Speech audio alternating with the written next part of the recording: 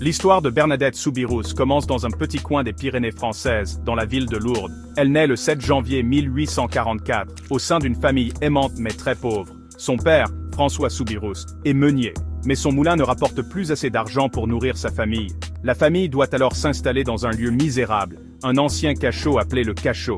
Cet endroit est sombre, humide et très petit pour une famille nombreuse. La pauvreté marque chaque jour de la vie de la jeune Bernadette. Elle ne peut pas aller à l'école régulièrement, car elle doit aider ses parents et s'occuper de ses frères et sœurs. Elle apprendra à lire et à écrire bien plus tard.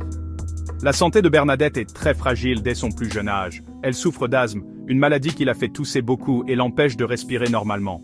Les conditions de vie difficiles au cachot n'aident pas du tout sa santé.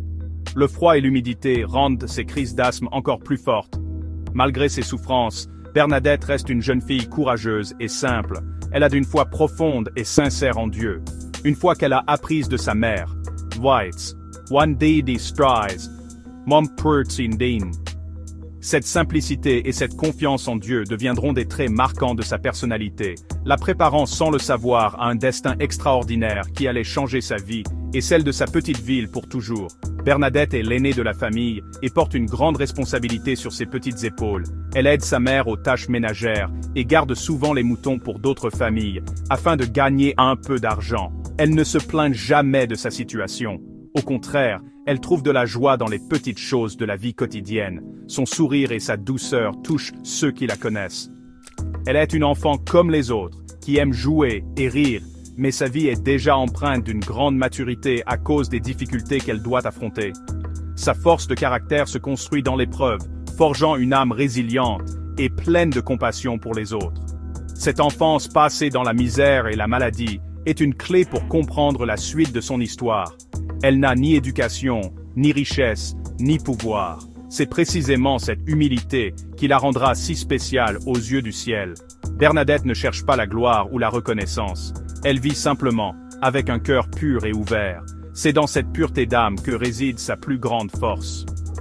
Son histoire nous montre que les plus grands messages divins sont souvent confiés aux plus humbles d'entre nous, à ceux que le monde ignore, mais que Dieu choisit pour accomplir des merveilles, transformant une vie ordinaire en un témoignage lumineux pour des générations entières.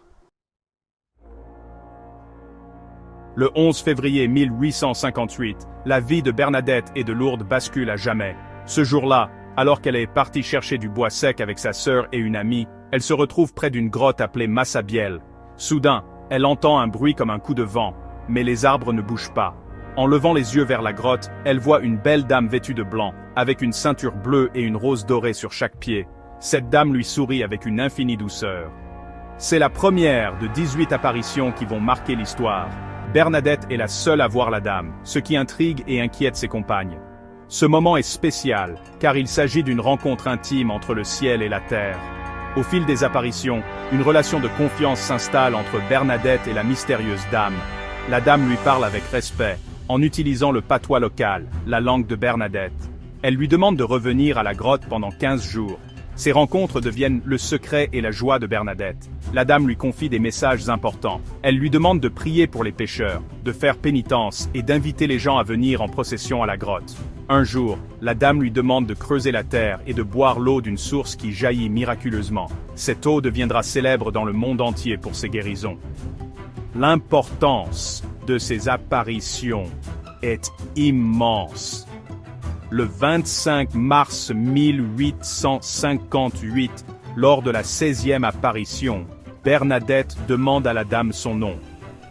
Après plusieurs tentatives, la dame joint les mains et lève les yeux au ciel en disant « Que suis era Immaculada Conception » ? Je suis l'Immaculée Conception.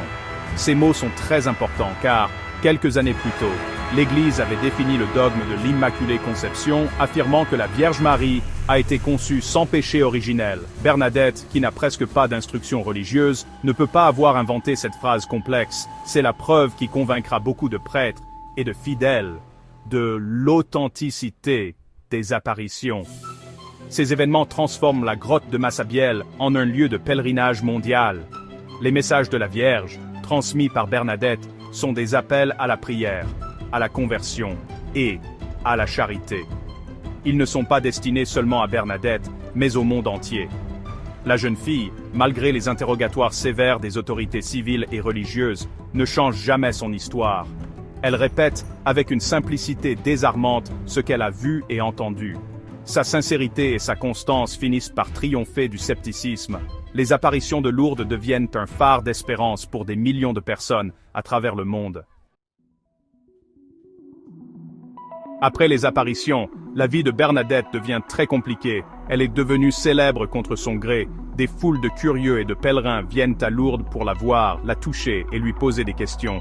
Tout le monde veut un morceau de son histoire, un souvenir d'elle. Pour cette jeune fille simple et discrète, cette attention constante est un véritable fardeau. Elle ne cherche ni la gloire, ni les honneurs. Elle souhaite seulement retrouver une vie normale et paisible.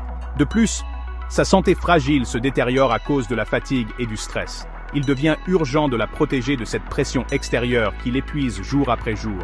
C'est alors que les sœurs de la Charité de Nevers, qui tiennent le Stickpin, Liebspin, Dam, Liu Boer Dasser Stassens, Liu Bai, offrent Nain, Daffren Nassen Mam, un refuge. Elle d'Action Traus l'accueille avec une grande bienveillance et lui propose un lieu où elle peut enfin être en sécurité, loin des foules. À l'hospice, Bernadette trouve un havre de paix. Elle apprend à lire et à écrire correctement, et elle reçoit l'éducation qu'elle n'a jamais pu avoir dans son enfance. Elle découvre la vie communautaire, rythmée par la prière et le service des autres. Les sœurs la traitent avec affection et respect, voyant en elle non pas une célébrité, mais une jeune âme pure et sincère qui a besoin de protection et de soutien. Au contact des sœurs, Bernadette commence à réfléchir à son avenir. Elle se sent attirée par la vie religieuse. Elle voit dans le dévouement des sœurs un chemin qui correspond à son propre désir de servir Dieu et les autres en toute simplicité. Elle ne veut pas être une religieuse spéciale à cause des apparitions.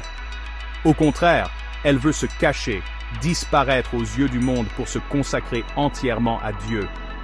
La vie religieuse lui apparaît comme le moyen idéal de réaliser ce désir profond.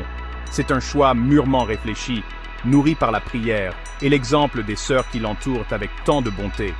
Le choix de devenir religieuse n'est pas une évidence pour tout le monde. Certains pensent qu'elle devrait rester à Lourdes, près de la grotte. Mais Bernadette est déterminée. Elle dira « Je suis venue ici pour me cacher ». Elle ne veut pas que sa vie soit définie uniquement par les apparitions. Elle veut être une servante de Dieu comme les autres. Sa vocation est un appel à une vie d'humilité et de service, loin des projecteurs. En entrant dans la congrégation des Sœurs de la Charité, elle choisit de suivre un chemin de sainteté ordinaire, fait de petites actions quotidiennes, accomplies avec un grand amour. En juillet 1866, Bernadette quitte définitivement sa chère ville de Lourdes et ses Pyrénées natales. Elle se rend à Nevers, en Bourgogne, pour rejoindre la maison mère de la congrégation des Sœurs de la Charité. Ce départ est un sacrifice immense pour elle, car elle sait qu'elle ne reverra jamais sa famille, ni la grotte de Massabielle. À son arrivée, elle prend le nom de Sœur Marie Bernard. Sa nouvelle vie commence, une vie de prière, de travail et de silence. Elle veut être une sœur comme les autres, et ses supérieurs veillent à ce qu'elle ne reçoive aucun traitement de faveur. Au contraire, elle est parfois traitée avec une certaine sévérité pour tester son humilité. Sa vie quotidienne à Nevers est simple et discrète. Elle travaille d'abord comme aide infirmière, s'occupant des malades avec une douceur et une compassion remarquables. Ceux qui la côtoient sont touchés par sa patience et sa gentillesse. Malgré ses propres souffrances physiques, elle trouve toujours la force de réconforter les autres. Plus tard, lorsque sa santé ne lui permet plus de travailler à l'infirmerie, on lui confie des tâches à la sacristie, où elle s'occupe des linges et des ornements liturgiques avec un soin méticuleux. Elle ne parle jamais des apparitions, sauf si on le lui ordonne. Elle disait « Mon métier, c'est d'être malade ». Les dernières années de sa vie sont marquées par une grande souffrance. Son asthme s'aggrave et elle développe une tuberculose osseuse au genou, une maladie extrêmement douloureuse. Elle endure ses maux avec une foi inébranlable, offrant ses douleurs pour la conversion des pécheurs, comme la dame le lui avait demandé. Elle ne se plaint jamais. Sa chambre de malade devient un lieu de témoignage silencieux. Sa force morale et sa confiance en Dieu impressionnent toutes les sœurs de la communauté. Elle vit sa propre passion en union avec celle du Christ, transformant sa souffrance en un acte d'amour et de rédemption. Bernadette meurt le 16 avril 1879, à l'âge de 35 ans. Ses derniers mots sont « Sainte Marie, Mère de Dieu, priez pour moi, pauvre pécheresse ». Après sa mort, son corps est exhumé à plusieurs reprises et retrouvé intact, signe pour l'Église de sa sainteté. Elle est canonisée par le pape Pie XI en 1933. Aujourd'hui, Bernadette Soubirous inspire des millions de personnes. Son histoire nous rappelle que la sainteté ne réside pas dans des actions extraordinaires, mais dans une vie simple vécue, avec une foi profonde, une humilité sincère et un amour infini pour Dieu et pour les autres. Elle est l'exemple parfait que les plus petits aux yeux du monde sont souvent les plus grands dans le royaume des cieux.